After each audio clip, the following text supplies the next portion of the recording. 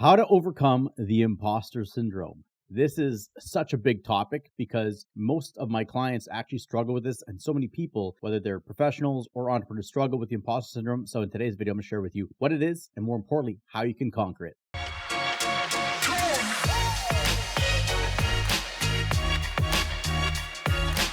The imposter syndrome.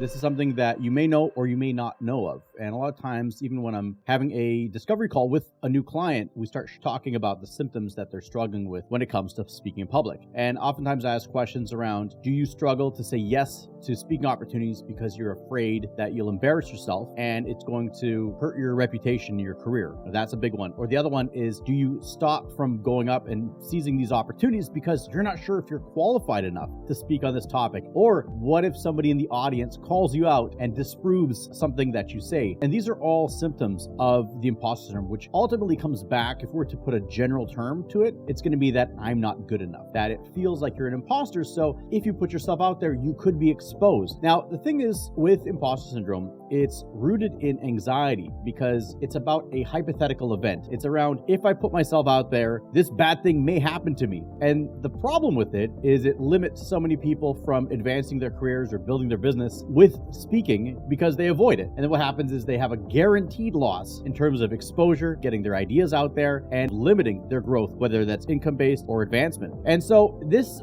problem, it comes around that it's the unknown.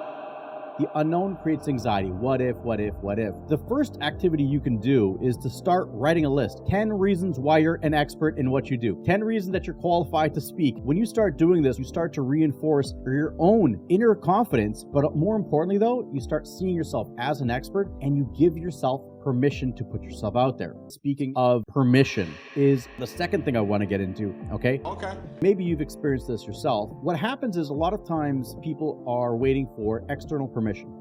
So, quick story. I had a client that came to my workshop, the most educated client I've ever had. She had a PhD and 2 master's degrees, top in her field. And when we got into the training, we're going through Speak with Confidence. On the second day, there's the imposter syndrome. What if I'm exposed? What if there's other people that are smarter than me in the room? What if there's other people that are more qualified than me in the room? This is somebody with a PhD and 2 master's degrees. And I asked a question, I go, if you had a second PhD, would you feel better? And she's like, you know what? I think so. I think that would help me put myself out there. That's the problem. If you're operating in that mindset of seeking external permission to say yes to speaking in public, it's never going to happen because you're not sure if you're good enough to say yes right now. The only person who's ever going to come up, tap yourself on the shoulder and say, look, you are good enough to get in there, is you. The third point is about what if the audience members calls me out or disagrees with me? There is so many different ways to get to any conclusion, and everyone, based on their experiences, have different circumstances and they've had different results. There's 2 things here. If you were expecting everyone in the audience to agree with everything that you say in your strategies, you are setting yourself up for failure. So even in an example, if you had 3 blind men all touch an elephant, one person touched the trunk, one person touched the leg, one person touched the tail, and they were asked, draw out what an elephant is, you're going to have 3 different images of what an elephant is. All 3 of them are right. But if they were to share that, the other 2 would say that you're wrong. What I'm saying with that is giving up the need to be right. You are sharing what has worked for you. There could be 1,000 different ways to get clients' results. And the problem is it becomes so scary to put yourself out there because if somebody has a different result or a different experience or a different opinion, which is going to happen, it's almost like it disproves your abilities and your experience, and then you lose your credibility. So instead, always qualify by, this is what's worked for me, this is what's working for us right now. Be open to explore different ways.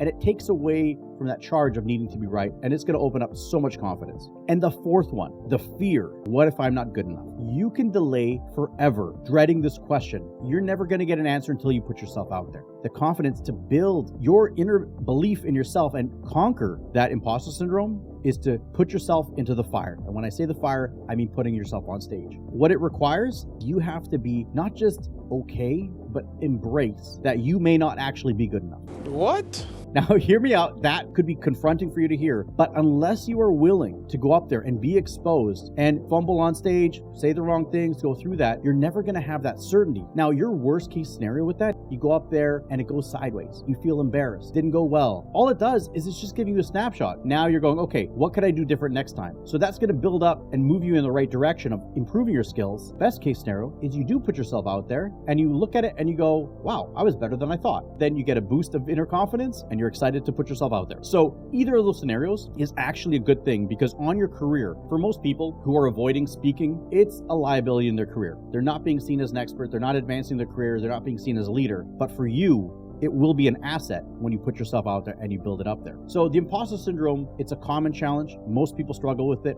You might be exposed as not being good enough, and that is actually a great thing. Stack the odds in your favor. Double down on what you're good at, because it's going to highlight exactly what needs to improve. But the other case, you're going to see that you're better than your fears would have you think, and now you're excited to do that. So with that, speak with confidence, because it's waiting for you. It's going to help you boost your career.